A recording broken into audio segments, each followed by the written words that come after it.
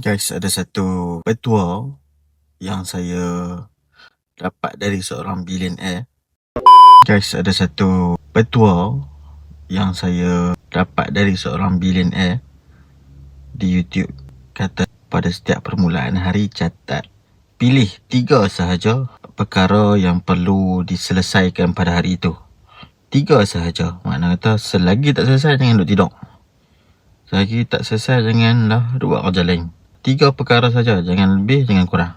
Dan 3 perkara ni bila kita buat setiap hari, kita ada benda yang nak kita buat, kita payah dah nak buang masa saja-saja. Dan kita akan lebih tumpu kepada apa yang kita nak capai.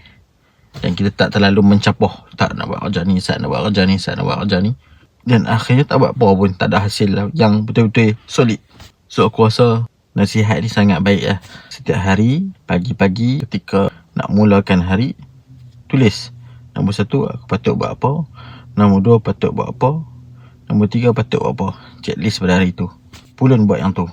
Benda yang possible lah untuk disiapkan dalam masa sehari. Jangan buat benda-benda yang aku nak jadi kaya billionaire dalam sehari. Takkan kot. Yang logik akal lah. No? Jadi itu saja nak kongsi dengan apa. Aku rasa benda ni sangat bermanfaat.